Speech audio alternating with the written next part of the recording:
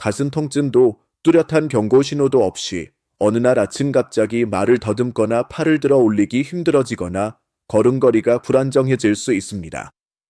놀랍게도 그 원인은 담배나 패스트푸드가 아니라 겉보기엔 무해한 채소일 수 있습니다. 우리는 늘 채소와 식물이 건강의 열쇠, 심지어 약과 같다고 배워왔습니다. 그러나 잘 알려지지 않은 사실이 있습니다. 일부 채소는 노년층에게 양날의 검이 될 수 있다는 점입니다. 이들은 뇌출혈 위험을 높이고 혈전을 유발하거나 혈압을 갑자기 치솟고 만들 수 있습니다. 안녕하세요. 저는 노인 건강 분야에서 30년 이상의 경력을 가진 딜런 박사입니다. 오늘 영상에서는 뇌 건강에 은밀히 영향을 미칠 수 있는 9가지 흔한 채소를 소개합니다. 특히 마지막 채소는 대부분의 노인분들이 매주 즐겨 먹지만 위험성이 가장 높은 식품입니다. 또한 여러분이 좋아하는 음식을 안전하고 위험 없이 즐길 수 있는 현명한 식사 계획도 알려드리겠습니다. 매일 먹는 채소 가운데 동맥을 굳게 하고 뇌졸중 위험을 높이는 숨은 주범이 있습니다. 바로 시금치입니다. 시금치는 철분, 엽산, 비타민 K, 항산화 성분이 풍부해 오랫동안 슈퍼푸드로 불리며 면역력 강화와 활력 증진에 좋다고 알려져 왔습니다. 그러나 그 이면에는 잘못 섭취할 경우 뇌와 심장 건강을 위협할 수 있는 요소가 숨어 있습니다. 문제의 원인은 시금치의 풍부한 옥살산입니다. 옥살산 자체는 대체로 무리하지만 노년층, 특히 골다공증 예방을 위해 칼슘이나 고용량 비타민 D 보충제를 함께 섭취하는 경우에는 이야기가 달라집니다. 옥살산이 칼슘과 결합해 작은 결정체를 만들고 시간이 지나면 이 결정체가 혈관벽에 쌓이며 탄력을 잃게 만듭니다. 결국 마치 석회가 낀 수도관처럼 혈관은 점점 딱딱해지고 혈압은 올라가며 동맥경화가 빨라져 뇌경색이나 뇌졸중 위험이 크게 증가합니다. 실제로 연세대학교 의과대학과 저널 오브 커리언 메더선의 연구에 따르면 옥살산이 풍부한 식단이 과도한 칼슘 보충과 결합될 경우 신장결석뿐 아니라 혈관 석회화를 촉진할 수 있다고 보고되었습니다. 부산에서 만난 70대 환자분은 이런 위험의 전형적인 사례였습니다. 그는 매일 칼슘과 비타민 D를 챙기며 채소는 많을수록 좋다는 믿음으로 거의 매일 시금치를 섭취했습니다. 그러나 몇 년 뒤 고혈압으로 입원했고 또래보다 훨씬 빠른 속도로 동맥경화가 진행되었습니다. 문제는 불건강한 생활 습관이 아니라 음식을 올바르게 조합하지 못한 점에 있었습니다. 그렇다고 시금치를 완전히 끊을 필요는 없습니다. 핵심은 조리법과 섭취 시기에 있습니다. 시금치를 살짝 데쳐 삶은 물을 버리면 옥살산 함량을 크게 줄일 수 있습니다. 또한 칼슘이나 비타민 D 보충제와는 최소 2~3시간 간격을 두고 먹어야 합니다. 서울대학교 병원 영양 전문가들은 시금치를 주 2, 3회 적당히 섭취하면 안전하면서도 충분히 영양적 이점을 누릴 수 있다고 권장합니다. 더 나아가 시금치를 비타민C가 풍부한 과일이나 채소와 함께 먹으면 철분 흡수가 개선되고 옥살산의 방해 작용을 완화할 수 있습니다. 사람들이 흔히 저지르는 실수는 채소는 많을수록 건강하다라는 단순한 생각입니다. 특히 시금치를 매일 생즙이나 스무디로 갈아 먹으면 옥살산이 제거되지 않아 위험이 커집니다. 보충제 역시 음식과의 상호작용을 고려하지 않으면 오히려 건강을 해칠 수 있습니다. 결국 시금치는 여전히 훌륭한 영양원이지만 만병통치약이 아니라 다양한 식단의 일부로 섭취해야 진정한 가치를 발휘합니다.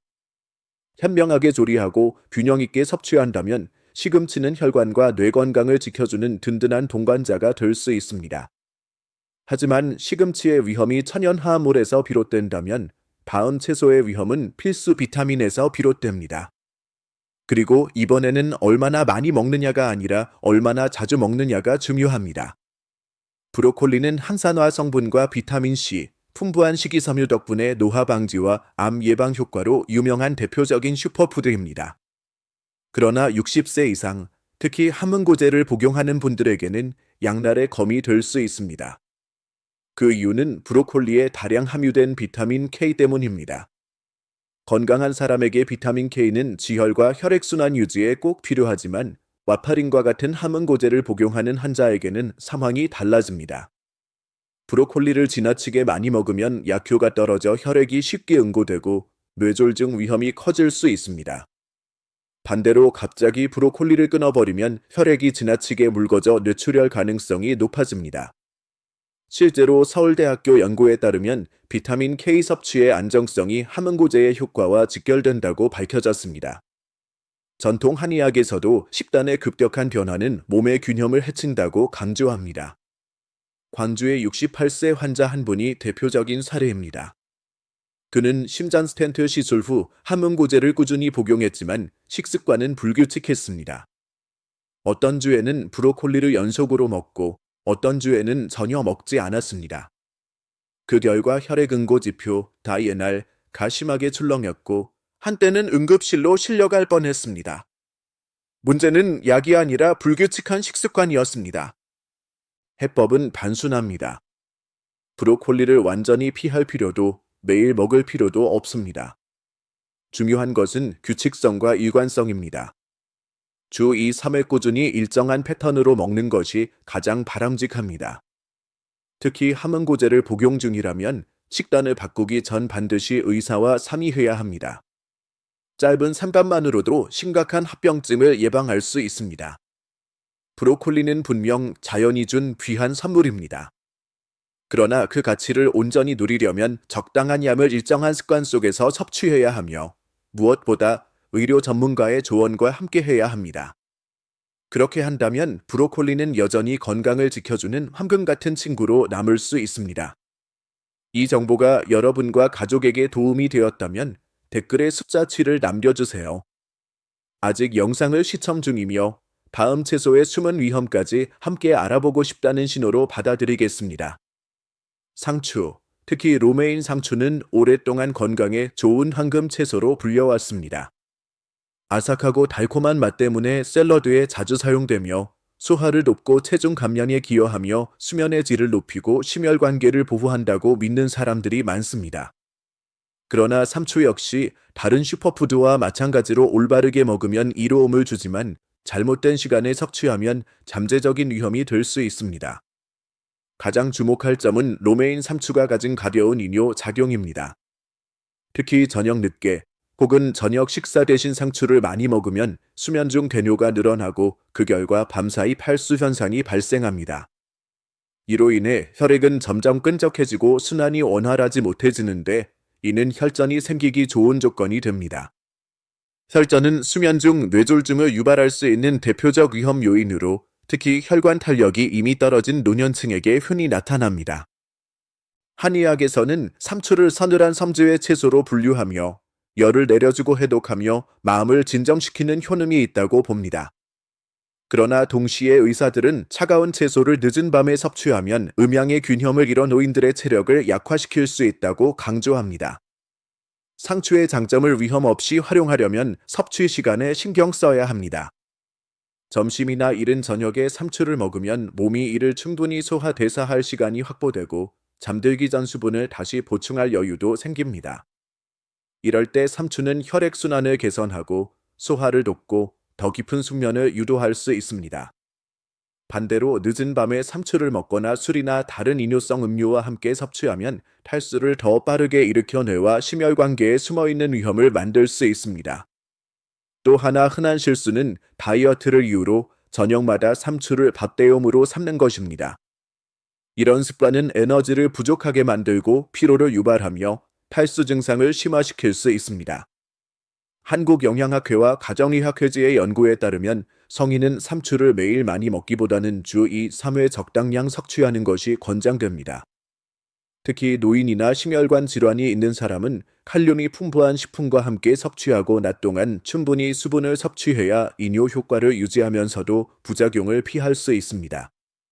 하지만 밤에 위험한 것은 잃는 것에서 오는 것이 아니라 섭취한 것을 신체가 처리하는 방식에서 오는 것입니다. 건강식품의 상징인 다음 야채는 밤에 역효과를 낼 수 있는 연료를 함유하고 있어 심장에 조용히 부담을 줍니다. 당근은 오랫동안 건강식품의 상징으로 여겨져 왔습니다. 아삭하고 달콤한 맛의 비타민 A, 식이섬유, 한산화 성분이 풍부하여 시력을 보호하고 피부를 지키며 소화를 돕는 식품으로 널리 알려져 있습니다. 건강 간식이나 샐러드 재료로 자주 등장하는 이유도 여기에 있습니다. 그러나 당근이 항상 무해한 것은 아닙니다. 특히 생으로 먹는 당근은 밤 시간대에 혈압을 갑자기 올릴 수 있는 조용한 위험 요인이 될 수 있습니다. 그 이유는 생당근의 풍부한 천연 당분, 즉 자당 때문입니다. 당근을 밤에 특히 잠들기 직전에 먹으면 혈당이 빠르게 올라갑니다. 하지만 몇 시간 뒤 혈당이 급격히 떨어지면 몸은 이를 위기 상황으로 오해하고 교감신경이 아드레날린과 코르티솔 같은 스트레스 호르몬을 분비합니다. 이 호르몬들은 심장 박동을 빠르게 하고 혈압을 높이며 혈관에 큰 부담을 주게 됩니다.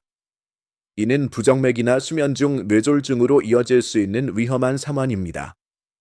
그렇다고 당근을 완전히 피해야 한다는 뜻은 아닙니다.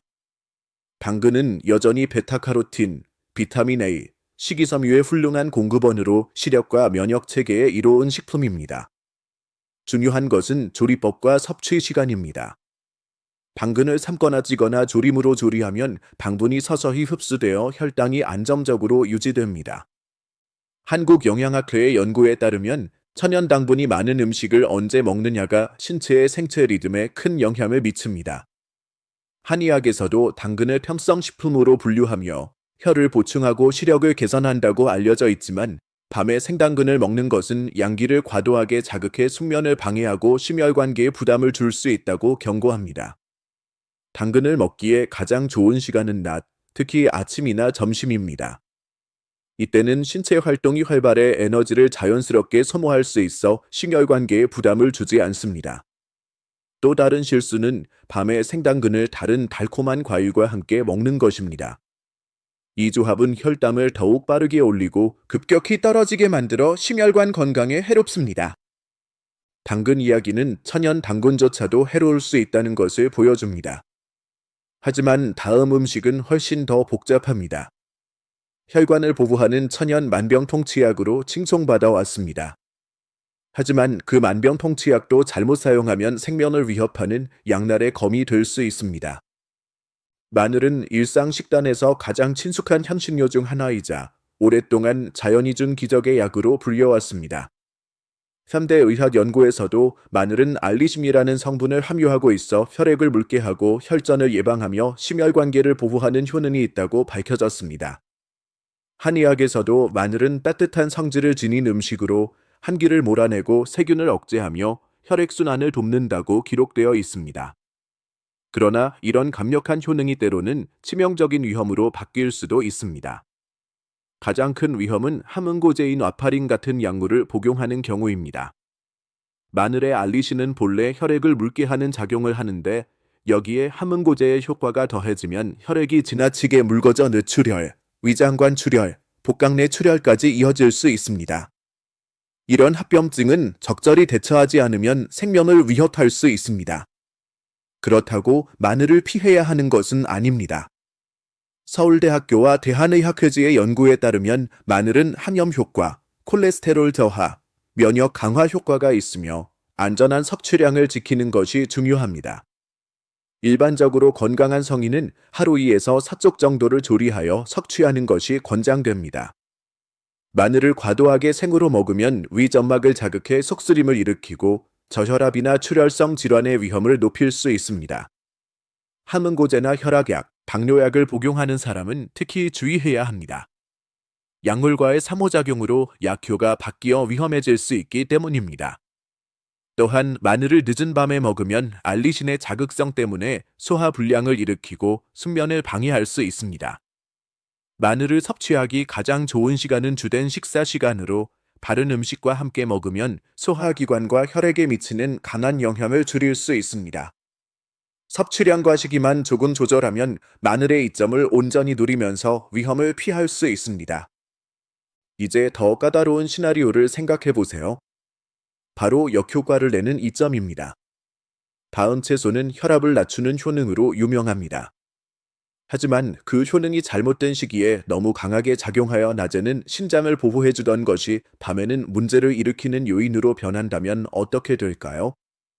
양파는 오랫동안 모든 가정에 부엌에서 빼놓을 수 없는 식재료였습니다. 독특한 향과 풍부한 영양가 덕분에 심혈관계의 보디가드라는 찬사를 받아왔습니다. 현대의학 연구에 따르면 양파에는 케르세틴, 쿼서킨이라는 천연 성분이 들어있어 혈압을 낮추고 염증을 억제하며 동맥경화를 예방하는 효과가 있다고 알려져 있습니다.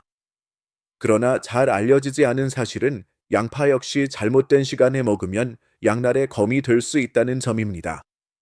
특히 주목해야 할 부분은 양파 속 케르세틴이 혈압을 빠르게 낮출 수 있다는 것입니다.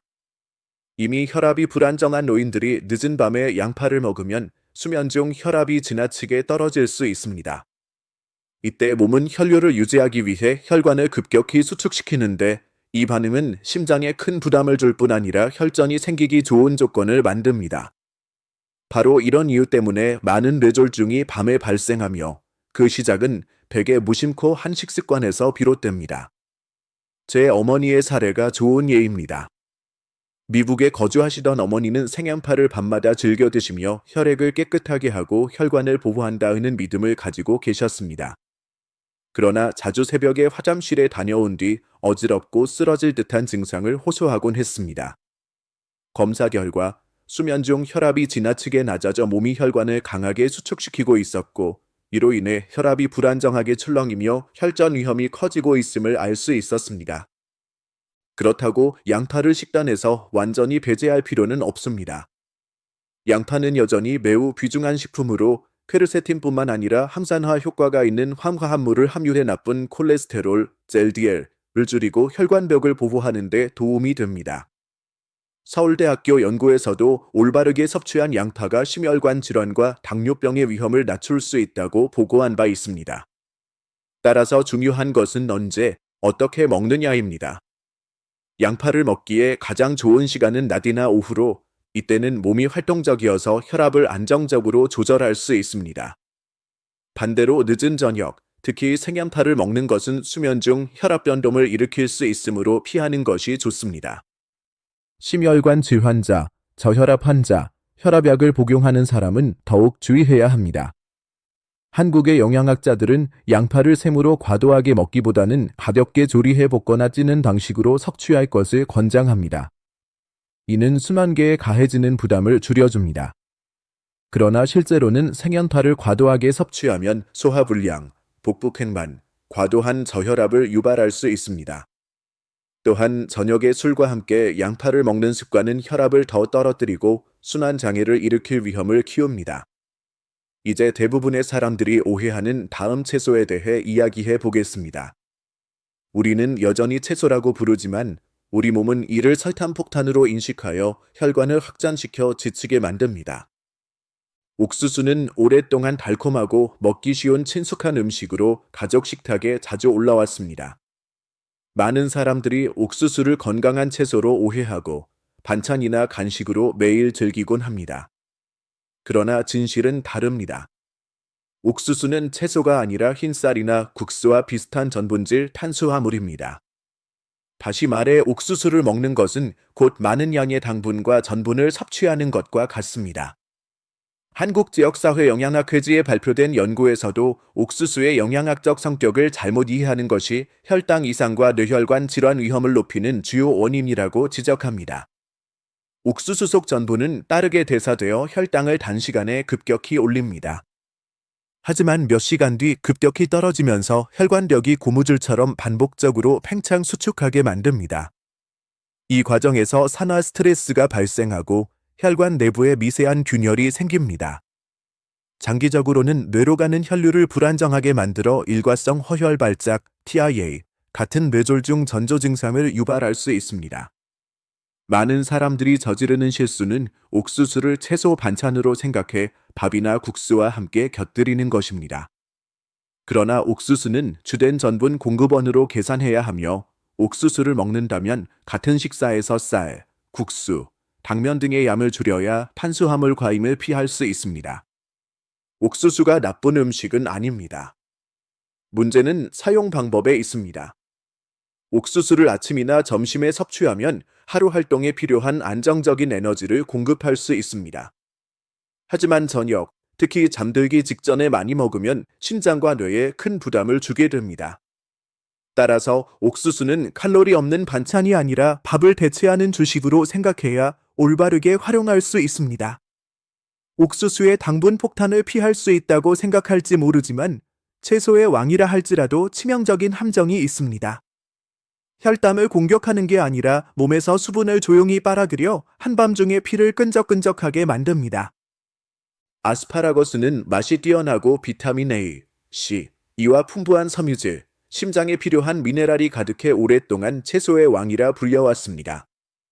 연세대학교 연구에 따르면 아스파라거스에는 강력한 항산화 물질인 글루타티온이 함유되어 있어 산화 스트레스를 줄이고 노화를 예방하며 간 해독을 돕는다고 밝혀졌습니다. 그러나 아스파라거스 역시 섭취 시간에 따라 노인들에게 잠재적 위험이 될 수 있습니다. 아스파라거스는 본래 가벼운 이뇨 작용을 합니다. 저녁에 많이 먹으면 밤새 소변을 자주 보게 되어 수분이 빠져나가고 수면 중 탈수가 발생합니다. 탈수는 혈액을 끈끈하게 만들어 순환을 방해하고 혈전이 생기기 좋은 조건을 만듭니다. 이 혈전이 뇌로 이동하면 수면 중 뇌졸중 위험으로 이어질 수 있습니다. 실제로 제 환자 중 일부는 저녁에 아스파라거스를 많이 먹은 뒤 밤에 3번, 4번씩 깨어 화장실을 다녀오고 다음날 아침 급심한 피로와 어지럼증을 호소하곤 했습니다. 이 시간대는 뇌졸중 위험이 가장 높은 때이기도 합니다. 그렇다고 아스파라거스를 피할 필요는 없습니다. 오히려 영양이 풍부한 훌륭한 채소이므로 올바른 시간에 섭취하는 것이 중요합니다. 아스파라거스를 아침이나 점심에 먹고 동시에 충분한 수분을 섭취한다면 체내 수분 균형을 유지하면서 항산화 효과와 심혈관 보호 효과를 최대한 누릴 수 있습니다. 이렇게 하면 밤 시간대 혈전 위험 없이 아스파라거스의 장점을 온전히 활용할 수 있습니다. 마지막으로 소개할 채소는 아마 이미 여러분의 냉장고 속이나 저녁 식탁 위에 있을지도 모릅니다.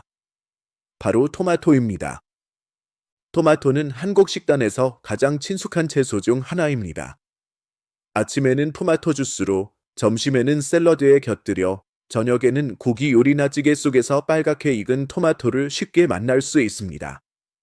토마토뿐만 아니라 가지, 피망, 감자 등 가지과 식물들은 오랫동안 심혈관 건강에 좋은 친구로 여겨져 왔습니다. 그러나 잘못 먹으면 이들 채소가 실제 뇌졸중 증상과 혼동될 수 있는 단음을 일으켜 노년층에게 큰 혼란과 불안을 줄 수 있습니다. 그 원인은 가지과 식물에 들어있는 히스타민, 키라민, 솔라닌과 같은 천연 성분에 있습니다. 젊은 사람들의 경우 체내가 이를 무리 없이 처리하지만 혈관이 약하거나 기저심혈관 질환을 가진 노인에게는 혈관 수축, 혈관 염증, 전해질 불균형을 유발할 수 있습니다. 그 결과 두통, 피로, 근육 약화, 발음이 어눌해지거나 균형을 잃는 증상 등이 나타날 수 있으며 이는 실제 뇌졸중과 쉽게 혼동됩니다. 이런 위험을 피하면서 토마토와 가지과 채소의 장점을 최대한 누리려면 날 것으로 과도하게 먹기보다는 조리해서 섭취하는 것이 좋습니다. 열을 가하면 솔라닌과 티라민의 함량이 줄어듭니다. 섭취 시간도 중요합니다. 토마토는 점심이나 저녁 무렵 먹는 것이 좋으며 늦은 밤에 날토마토 샐러드를 큰 접시로 먹는 것은 혈액순환과 생체 리듬을 방해할 수 있습니다. 특히 저혈압 환자, 혈관 질환자, 심혈관 약물을 복용하는 사람은 더욱 주의해야 합니다. 한국 영양학자들에 따르면 서민의 하루 적정 섭취량은 토마토 한두 개 정도이며 올리브 오일과 함께 조리하면 라이코펜 흡수율을 높일 수 있습니다. 결론적으로 토마토와 가지과 채소는 여전히 건강을 지켜주는 황금 친구들입니다. 다만 올바른 이해와 습관이 병행될 때 그 진정한 가치를 누리며 잠재적 위험은 피할 수 있습니다. 아마 많은 분들이 기다리셨을 부분일 것입니다. 약속드린 대로 40세 이후 건강을 지켜줄 4가지 똑똑하고 단순한 식습관을 소개하겠습니다. 엄격한 규칙이 아니라 누구나 실천할 수 있고 장기적으로 이로운 제안입니다. 첫째, 식사를 몸의 생체 시계로 바라보아야 합니다. 아침과 점심에 점심에는 활동을 위해 많은 에너지가 필요하므로 균형 잡힌 영양 식단이 중요합니다. 현미, 고구마, 귀리 같은 퐁곤물로 혈당을 안정시키고 생선, 살코기, 두부와 같은 단백질로 근력을 강화하며 두뇌를 맑게 합니다.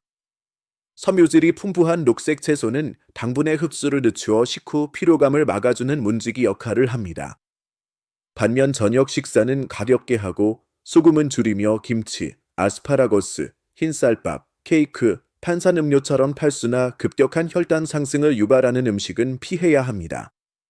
가벼운 저녁은 숙면을 돕고 혈압을 안정시키며 혈관을 쉬게 합니다. 둘째, 음식과 약물의 상호작용을 이해해야 합니다.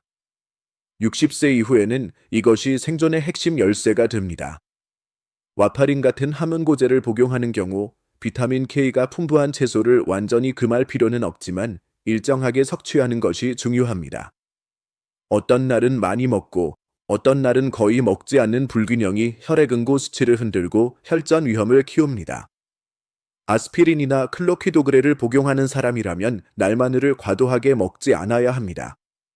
두 요소가 결합하면 혈액이 지나치게 묽어져 위장관 출혈이나 뇌출혈을 일으킬 수 있기 때문입니다. 식단을 약물 관리의 일부로 간주하고 메뉴를 바꾸거나 보충제를 추가하기 전에는 반드시 의사와 상의해야 합니다. 셋째, 물과 소금 섭취를 조절해야 합니다. 수분은 필수적이지만 밤에 과도하게 마시면 잦은 소변으로 신장과 신장을 피로하게 만듭니다. 낮에는 수시로 물을 보충해 혈액순환을 돕고 밤에는 갈증 해소에 필요한 만큼만 마셔 숙면을 방해하지 않도록 해야 합니다. 또한 소금 섭취를 줄이고 식사 중 염분을 관리하면 신장 부담을 줄이고 혈압 급상승을 예방할 수 있습니다. 넷째, 기억해야 할 사실은 바로 나 자신이 첫 번째 주치의라는 점입니다. 매일 혈압을 측정하고 식단을 기록하며 식사 시간을 조정해 혈당 반응을 관찰하는 습관은 단순하지만 매우 효과적입니다. 항문고제를 복용하는 사람은 하루에 먹은 비타민 K 채소의 양을 기록하면 의사가 약물 용량을 더 적절히 조절하는 데 도움이 됩니다. 당뇨 환자는 식전 식후 혈당을 측정함으로써 자신에게 가장 적합한 음식을 알 수 있습니다. 이런 작은 행동들이 눈에 보이지 않는 방패가 되어 질병을 사전에 예방합니다. 40세 이후 이 4가지 습관을 실천한다면 식사는 단순히 배를 채우는 행위가 아니라 심장과 뇌, 정신을 위한 자연의 약이 됩니다. 그 결과 단지 오래 사는 것이 아니라 건강하고 행복하며 가족과 함께 충만한 삶을 누릴 수 있습니다. 지금까지 함께 살펴본 내용을 정리하면 심장과 혈관을 지키는 비결은 절대적인 금식이나 무조건적인 탄식이 아닙니다. 바로 균형과 절제가 핵심입니다. 올바른 시간에 올바른 방법으로 그리고 내 몸에 맞게 음식을 섭취할 때 음식은 건강을 키우는 든든한 동반자가 되며 조용히 몸을 해치는 적이 되지 않습니다. 중요한 것은 자신의 몸에 귀 기울이고 섭취하는 음식의 장단점을 이해하며 건강한 습관을 매일 유지하는 것입니다. 과학은 이미 증명했습니다. 절제된 삶이야말로 오래, 건강하게, 행복하게 가족과 함께 사는 길이라는 것을 말입니다. 여러분은 이제 더 지속 가능하고 충만한 삶을 위해 어떤 변화를 시작하시겠습니까? 여러분의 생각을 댓글로 나눠주세요. 이 정보가 유익했다면 좋아요와 공유, 구독으로 함께 해주시기 바랍니다. 시청해주셔서 감사드리며 다음 영상에서 뵙겠습니다.